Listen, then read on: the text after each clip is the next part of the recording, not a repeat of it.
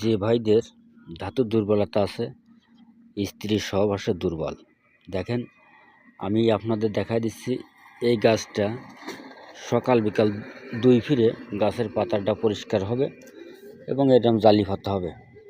সকাল বিকাল 2 বার যদি আপনারা চাবিয়ে খেতে পারেন এবং আপনাদের স্ত্রীর সহবাসে 100% গ্যারান্টি থাকলো, কোনো ওষুধ লাগবে না। এই পাতার ওসিলায় আপনারা স্ত্রীর সহবাসে সবল হতে পারবেন।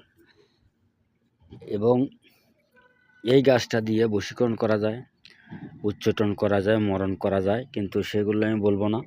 তবে দেখেন বিভিন্ন প্রকারের গাছ আছে জায়গায়, আমি আসছি এবং আমি এটা আপনাদের খাইয়ে দেখাবো যে এটা সত্য কি মিথ্যা।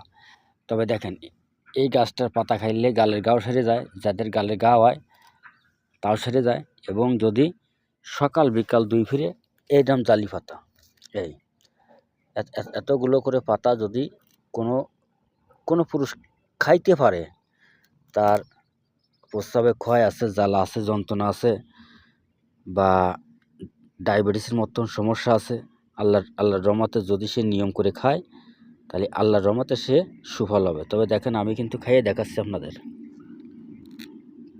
আমি নদীর ঘাটে আইছি, আপনাদের খাইয়ে দেখাচ্ছি যে এটা সত্য কি মিথ্যা। দেখেন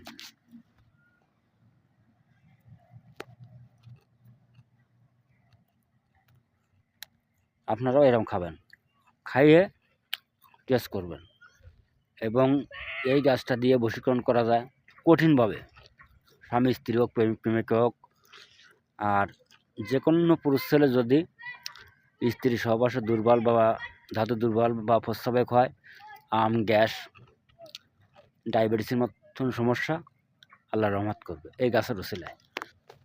গাছটা হয়তো আপনারা সকলে চেনেন, যদি না চিনে পারেন আমাকে কমেন্ট করবেন যে গুরুজি গাছটা চিনলাম না, এইটা।